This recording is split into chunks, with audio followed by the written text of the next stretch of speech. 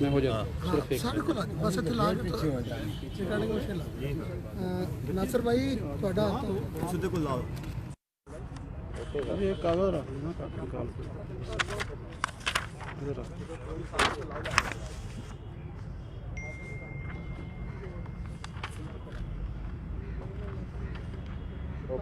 शुरू करें। बिस्मिल्लाहिर्रहमानिर्रहीम। ये आज हम प्रेस कॉन्फ्रेंस जो कर रहे हैं इसमें मैं बताना चाहता हूँ आप सब को, मीडिया वाले दोस्तों को, और कि ये एक बहुत अच्छी कारकर्दगी है। एक मुकदमा दर्ज हुआ था, मुकदमा नंबर 313, ये डकैती का 392 का पर्चा था। तो इसमें 81 लाख के करीब जो है ये थाना सदर शाहपुर, तो ये बिल्कुल ब्लाइंड ये वारदात थी, कोई पता नहीं था कि कौन लोग हैं। तो इसमें इतनी बड़ी वारदात थी, उसमें बहुत ज़्यादा जो है पुलिस को भी तशवीश हुई और हमारे ऊपर बड़ा प्रेशर था। तो समझ नहीं आ रही थी कि क्या करें। उसमें फ़ौरन मौका पर जो है वो फोरेंसिक साइंस लेबॉरेटरीज़ की जो टीम है उसको भेजा गया। हमने अपने साइंटिफिक और टेक्निकल तमाम जो है वो तरीक़ेकार इख्तियार किए। तो अल्लाह का शुक्र है उसमें हम इसको जो है वर्कआउट करने में कामयाब हो गए और चारों के चारों मुलज़म जो हैं वो हमने उनको गिरफ़्तार भी कर लिया और उनसे रिकवरी भी की। तकरीबन 62,42,000 की जो है रिकवरी हुई है। उसमें कुछ सोना है, कुछ नकदी है और इससे असला भी रिकवर करके उसके बाद हमने इनको चलान किया है। तो ये हमारे लिए आज खुशी का दिन है और अहले सरगोदा के लिए भी ये एक अच्छी खुशखबरी है। और ये जो डाकू और बदमाश और ये जो दूसरे लोग हैं उनके लिए एक लेसन है कि उनको इबरतनाक हम जो है उनको सज़ा भी दिलवाएंगे। और ये इंशाअल्लाह अज़ीज़ इसी तरह ही जो है ना सरगोदा पुलिस वो इन फ्यूचर भी जो है अपनी कारकर्दगी को जारी रखेगी। सर यकीनन बहुत अच्छी काविश है। जी। तो पूछना मैं चाहूँगा कि क्या ये ग्रोह प्रॉपर ऑर्गेनाइज यही ग्रोह काम कर रहा है या इंडिविजुअल पकड़ के ग्रोह बनाया गया? तो नहीं, इसमें जो है ना सर उसके घर में कैसे पड़ी हुई थी? वो असल में जो मुझे पता चला है वो ये है कि जो वो बंदे कुछ थोड़ा जिस तरह होते हैं ना लोग कि जमा करने का शौक़ था उनको, बच्चे उनकी शायद कुछ शादियाँ नहीं हुई या कुछ, तो 3-4 भाई बहनें, तो वो जो कमाते थे बेचारे ज़मींदार लोग थे और इतने बड़े कुछ जागीरदार नहीं थे, लेकिन जो सारी ज़िंदगी में जो पूंजी वो जमा करते गए घर में ही रखते थे, शायद बैंक शैंक में भी नहीं रखते थे। तो दूसरी बात ये आपने पूछी है कि ग्रोह यही है जो एक्टिव है। तो ये जो ग्रोह होते हैं ना, ये जो गैंग्स होते हैं, ये मल्टीपल गैंग्स होते हैं और इनके जो गैंग मेंबर्स होते हैं वो भी कॉमन होते हैं। एक गैंग एक बंदा इस गैंग में है, इसके एक बंदा हो सकता है किसी और गैंग में भी हो। तो गैंग तो बेशुमार होते हैं, लेकिन इसी तरह बस्ट करते हैं। इनसे भी वैसे इनका एक बंदे का रिकॉर्ड है, तो बाकी का तो कार्ड नहीं है हमें मिला, लेकिन एक बंदे का कार्ड है कि वो दूसरे भी उसके साथ वो दूसरी भी वारदातों में मुलव्वस है। तो बाकी हमारी इनसे 4 वारदातें जो हैं वो वर्कआउट और हुई हैं और अभी इसके बाद हमने इसको जो इंटरोगेशन करेंगे मज़ीद भी थाना में जाएगा, फिर पता चलेगा। सर मेरा ताल्लुक दिल्ली से है, मेरा नाम हाफिज मोहसिन है। सर मुझे ये बताइएगा कि ये रिकवरी जो है वो एक ही ख़ानदान की रिकवरी है? एक तो मेरा ये सवाल है। सेकंड मेरा ये सवाल है कि 87 लाख आपने फरमाया है कि 87 लाख है, लेकिन 62 लाख रुपया हमारी प्रेस रिलीज पे लिखा हुआ है। तो इस हवाले से थोड़ा बताइएगा कि बाकी रकम क्या रिकवर हो रही है या इन्होंने खर्च कर दी है? ये देखें, ये बहुत बड़ी रिकवरी है। रिकवरी की परसेंटेज ये जो है ना, ये एक बहुत ज़्यादा हैंडसम अमाउंट है। नॉर्मली तो ये जो इस तरह के उबाश और इस तरह के जो क्रिमिनल लोग हैं वो जो भी छीना झपटी से या अपनी इस इलीगल कमाई से वो उनके हाथ में आता है वो अड़ाड़ू देते हैं, खर्च कर देते हैं, ज़ाया कर देते हैं, कोई तमाशबीनी कर लेते हैं। लेकिन एक तो ये जल्दी पकड़े गए हैं, ठीक है, और दूसरा जो है वो इन्होंने अभी तक खर्च नहीं किए थे। बाकी रिकवरी जो है वो अभी तक नहीं हुई, अभी इनका रिमांड लेंगे, फिर इनको कोशिश करेंगे कि बाकी रिकवरी भी हो जाए। लेकिन ये रिकवरी जो है ये आप भी ज़ाहिर प्रेस में हैं और पुलिस का भी आपको पता ही है वर्किंग में, ये बहुत बड़ी रिकवरी है। अगर 80 लाख में से 62 लाख किसी बंदे को रिकवर हो गया है, इट इज़ नॉट ए मतलब ये कोई मजाक नहीं है, ये बहुत बड़ी अमाउंट है। 100% रिकवरी तो कभी भी नहीं हुई। वो तो बड़ी खुशकिस्मती होती है कि जब फ़ौरन बंदा मौके पर पकड़ा जाए तो शायद 100% रिकवरी हो जाए। सर एक तो ये बताइएगा कि ये जो टीम थी जिसने ये वर्कआउट किया है, सारा ये प्रोसेस किया है, उनके लिए क्या इनामात या कोई टीम को हमने बड़ा अप्रिशिएट किया है। मैंने उनको इनाम दिए, सर्टिफिकेट दिए हैं। आरपीओ साहब ने अपने लेवल पे जो उनकी कॉम्पिटेंसी है वो उन्होंने दिया है। हमने आईजी साहब को, आईजी साहब ने बड़ा खुश हुए हैं, उन्होंने हमें पूछा है, हमने उनको रिकमेंड किया, वो भी इनको CC1 सर्टिफिकेट देंगे और साथ कैश। अच्छा दूसरा सर, आज नए साल का आगाज़ होने जा रहा है, तो इस सिलसिले में सरगोदा में इंतजाम जो हैं वो क्या किए गए हैं? क्योंकि यहाँ पे हवाई फायरिंग और दीगर मामला जो चलते रहते हैं, तो उस सिलसिले में थोड़ा सा बताइएगा कि सरगोदा में हमने अल्लाह का शुक्र है कि हर साल वैसे तो सिक्योरिटी ऑर्डर जारी होता है और उसमें मुख्तलिफ़ पॉइंट्स पर हमने यहाँ 112 पॉइंट्स हैं हमारे मुख्तलिफ़, जो हम समझते हैं कि जी जहाँ हमें पॉइंट लगाने चाहिए वो ड्यूटी लगाई हुई है। मोबाइल पेट्रोलिंग लगाई हुई है, पूरे जो है फोर्स को सेंसिटाइज़ किया हुआ है और हम होपफुल हैं इंशाअल्लाह अज़ीज़ कि जी बिल्कुल पीसफुल हम इसको रखेंगे और किसी को भी हवाई फायरिंग या आतशबाजी या वन व्हीलिंग की इजाज़त कतई नहीं है। ये मैं अपील करता हूँ सरगोदा के शहरियों से और आवाम से कि मेरी रिक्वेस्ट है कि खुदा का वास्ता बचें, अपने बच्चों को भी बचाएं। ये आपके लिए, ये पुलिस को हमारा ज़ाती काम नहीं है, ये आवाम की बेहतरी के लिए है। अगर आप अपने बच्चों को कहेंगे कि वो वन व्हीलिंग ना करें, वो आतशबाजी ना करें, हवाई फायरिंग ना करें, तो ये उनके लिए बेहतर है।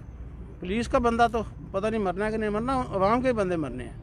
तो ये जो हवाई फायरिंग होती है, बाद में फिर किसी बच्चे को, किसी बंदे को गोली लग जाती है तो वो फिर सारी उम्र के लिए पछताते हैं। तो मेरी अपील है आवाम से सरगोदा की कि ये जो चीज़ें हैं ये इलीगल काम ना करें, वरना फिर पुलिस तो फिर अपना काम दिखाएगी और फिर कोई इसमें गुंजाइश नहीं है।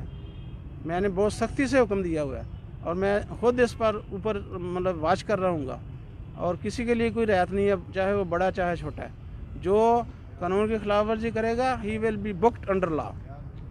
हमारे पास तकरीबन 40 इंस्पेक्टर हैं सरगोदा के पास, लेकिन थानों में देखा जाए तो वहाँ पे 19 थानों में सब इंस्पेक्टर जो हैं वो SHOs बने हुए हैं। देखिए ये तो प्रीरोगेटिव है, ये जो कमांडर होता है या जो डिपार्टमेंट है ये उसकी मर्ज़ी है कि वो देखते हैं कि एलिजिबल कौन है। कई लोग अहल हैं, कई लोग नहीं हैं, कई लोगों को तजुर्बा ज़्यादा होता है, कईयों को नहीं होता, किसी की कोई कर्जियस होता है, कोई नहीं होता, किसी में जो दमखम होता है, किसी में इन्वेस्टिगेशन स्किल ज़्यादा होती है। तो इसमें तो आप नहीं ये कह सकते कि जी इतना ये बंदे को क्यों नहीं लगाया, ये बंदे को क्यों नहीं लगाया। ये तो एडमिनिस्ट्रेटिव क्वालिटीज़ और सारा कुछ देखना पड़ता है। इस डकैती के हवाले से मैं पूछना ही चाहूँगा सर कि एक बखरबार एक देहात है सर, इन लोगों ने उस देहात में जाके वारदात की, क्या मुतासरा खानदान या वहाँ का भी कोई बंदा इनके साथ? बिल्कुल बिल्कुल, वहाँ का लोकल बंदा था जिसके पास ये नॉलेज था। अच्छा सर, इसमें एक और चीज़ है, मलिक फजल नाम है, न्यूज़ TV चैनल से हूँ कि अगर देखा जाए ना सरगोदा जिला भर के अंदर गुज़िश्ता साल की निस्बत इस साल जो क्राइम के रेशियो है, चोरी डकैती रात की वारदातों में इजाफा हुए, इस वाले से आपकी यहाँ पर तैनाती हुई, आप क्या हिकमत अमली है, क्या जराइम पेश रफ्त को लगाम डाली जाएगी, जो मुलजमान हैं उनका किस वाले का देखें आप? देखें ये क्राइम तो खैर ओवरऑल बड़ा है, क्राइम बढ़ने की बेशुमार वजूहात हैं, उसमें सिर्फ पुलिस को ही ज़िम्मेदार नहीं गर्दाना जा सकता। ओवरऑल आपका सारा सिस्टम ही कोलैप्स कर रहा है। इकोनॉमी नहीं है, सोशल वैल्यूज़ ख़त्म हो गई हैं, मॉरल वैल्यूज़ ख़त्म हो गई हैं, नफ्सा नफसी का आलम है, अनारकी की पोजीशन है, मतलब जस्टिस, क्रिमिनल जस्टिस सिस्टम काम नहीं सही तरह प्रॉपर तरीके से कर रहा। लेकिन ये है कि सरगोदा में भी इसी तरह जिस तरह बाकी पूरे मुल्क में क्राइम इंक्रीज़ हुआ, आबादी बहुत ज़्यादा आउट ऑफ कंट्रोल है, आबादी को कोई पता ही नहीं है कि आबादी बेहंगम बढ़ रही है, इसको किसने क्या करना है, कोई प्लानिंग नहीं है, कोई 5 साल मनसूबा कभी किसी ने सुना है, मतलब पहले होते थे। तो लेकिन ये है कि जी जो पुलिस है वो अपने कन्वेंशनल और साइंटिफिक तरीके जो हमारे पास अवेलेबल ख्याल है कि मैं ये पिछले 1-1.5 महीने में मुझे तो फीडबैक यही मिल रही है कि क्राइम कुछ अगर चलो नीचे नहीं आया होगा तो कम से कम रुक गया है। ये आप बेहतर समझते हैं, क्योंकि आप जो है वो ईयर और आइज़ हैं इसकी पब्लिक की। तो अगर आप हमें गाइड करते रहेंगे, फीडबैक देते रहेंगे प्रॉपर तरीके से, तो लेकिन देखें ना, जो एक बात मैं करूँगा, ये चाहे किसी को गुस्सा लगे, हर माशरे में के हर तबके में अब मुझे कोई बता दें कि फ़लाँ बंदा सच बोलता है। जिस दिन किसी बंदे ने मुझे कोई बंदा बताया कि ये बंदा सच बोलता है, ये झूठ है, इसने सारी ज़िंदगी में कभी नहीं बोला, तो वो मुझे लाए, मैं उसके हाथ चूमूँगा। जब सोसाइटी का ये हाल है कि हर बंदा अपनी मफाद परस्ती के पीछे लगा हुआ है, वो ईमान को देख ही नहीं रहा, ईमान क्या चीज़ है, वो जो मॉरल वैल्यूज़ उसके ऊपर ऑब्लिगेशंस हैं, जो अल्लाह का हुक्म है, सच बोलना, फेयर चलना, वो है ही नहीं फेयरनेस, तो क्या करेंगे। सर मेरा एक आखिरी सवाल है, आपने फरमाया कि 4 वारदातें और हैं जो ये मान रहे हैं, सर उन हवाले से थोड़ा सा बताना चाहेंगे। और सेकेंडली, आपकी पहली इंटरेक्शन है मीडिया के साथ, तो सर इस तरह के प्रोग्राम आप ज़रूर किया करें, क्योंकि मीडिया को आप जो है ना वो बड़ी काफ़ी देर के बाद आपने बुलाया। ज़रूर इंशाल्लाह करेंगे, लेकिन मेरा ज़्यादा एम्फोसिस ये है कि देखें, ये ठीक है, ये जो मैंने ये प्रेस कॉन्फ्रेंस की है, ये चले ये भी करना चाहिए, बंदे को जो कारकर्दगी करता है, एफिशिएंसी दिखाता है, उसको शो भी करना चाहिए, ठीक है। लेकिन नॉर्मली मेरी अपनी जो आप कहें कि मेरी अपनी जो फितरतन मेरी ये आदत है कि मैं शोबदाबाजी या शोबाजी पर बिलीव नहीं करता। मैं कहता हूँ कि बेसिकली मेरा जो ज़िम्मेदारी है वो है यहाँ के लोगों की या आवाम के जान माल और इज़्ज़त की तहफ़्फ़ुज़, वो मैं उसको इंश्योर करना चाहता हूँ। और मैं समझता हूँ कि I am accountable to my God, accountable to my Allah, and keeping in view that I am trying my best, ठीक है। बाकी अल्लाह ताला बेहतर करेगा, अल्लाह ताला से अजर लेता हूँ और अल्लाह ताला से ये एक्सपेक्ट करता हूँ, और वही अजर देने वाला है। दुनिया ना अजर करती है, ना हम दुनिया पर एक्सपेक्ट करते हैं, तो लिहाजा मैं शोबाजी में बिलीव नहीं करता। लेकिन आइंदा इंशाल्लाह आपके साथ इंटरेक्शन रखेंगे, और आपको भी मैं यही रिक्वेस्ट करूँगा कि being honest with your profession, आप मुझे बिल्कुल ट्रू पिक्चर अगर बताएंगे, आई विल एक कदम बढ़ के आपके साथ जो है चलने को तैयार हूँ। लेकिन जस्ट फॉर ब्लैकमेलिंग और हरासमेंट और मतलब ये नुक्ताचीनी, that is not good. Thank you. गुजारिश ये है कि माजी में ठिकरी पहरे को काफ़ी ठिकरी पहरा शुरू करवा दिया है अभी, आप अगर कर दिया जाए, हाँ हो गया है ठिकरी पहरा। शायद आपने कभी ऑब्ज़र्व नहीं किया, मेरे पास फ़ोटोग्राफ्स हैं, मैं रोज़ाना उसकी फ़ीडबैक लेता हूँ। मेरे SHO DSP जो है वो मुझे ठिकरी पहरे की वो सोशल मीडिया पे बता रहे होते हैं। आप थोड़ा रात को कहीं निकले ना तो आपको नज़र आएगा। और कोई? Thank you ji, thank you. Live में ऐसा थोड़ा सा करना है आपने। सागर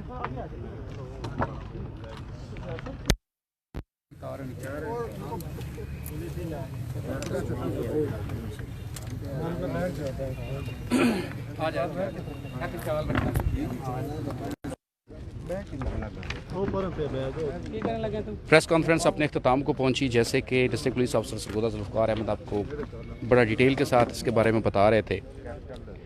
ये शाहपुर के इलाके में ये डकैत गैंग है, जिसके टोटल 4 मेंबर्स जो हैं वो हमने गिरफ़्तार किए हैं। 62 लाख से ज़ायद की रकम और सोना और असलहा ये रिकवर किया गया है। मुलज़मान आपको दिखाते हैं, ये 4 मुलज़मान हैं जो इसमें गिरफ़्तार हुए हैं, और ये वो गैंग है जो बड़ी मुनज़्ज़म कार्रवाइयाँ करता था। मैं आपको बता दूं, सबसे पहले जो इनका तरीका वारदात था, ये रैकी करते थे। रैकी करना डिफरेंट फैमिलीज़ के बारे में कि उनके पास कितने एसेट्स मौजूद हैं, उनके पास कितनी मालियत की जो है वो कीमती चीज़ें मौजूद हैं, और उसके साथ ही फिर जो है वो वहाँ पे वारदात करनी चैलेंज था पुलिस के लिए। District police officer Sargodha Zulfiqar Ahmad की कमांड में स्पेशल टीमें तश्कील दी गई, जिसमें वर्कआउट किया DSP शाहपुर ने, SHO शाहपुर सदर, SHO शाहपुर सिटी और जो हमारी टेक्निकल टीम्स हैं उन्होंने। जब इतने मुनज़्ज़म तरीके से और पैशनेट होके कोई भी काम किया जाए तो अल्लाह पाक कामयाबियाँ देते हैं। और नतीजा आपके सामने 62 लाख से ज़ायद की रकम सोना और वारदातों में इस्तेमाल होने वाला जो असलहा है वो रिकवर हुआ। 4 मुलजमान को उनके सरगना समेत गिरफ़्तार कर लिया गया। वो जो एक सिलसिला था खौफ व हरास का, पैदर पे वारदातों का, वो थम गया। अभी कोशिश करेंगे कि यहाँ पे जो DSP शाहपुर हैं, SHO Shahpur city, SHO Shahpur सदर और जो टेक्निकल टीम है हमारी, हम उनके साथ भी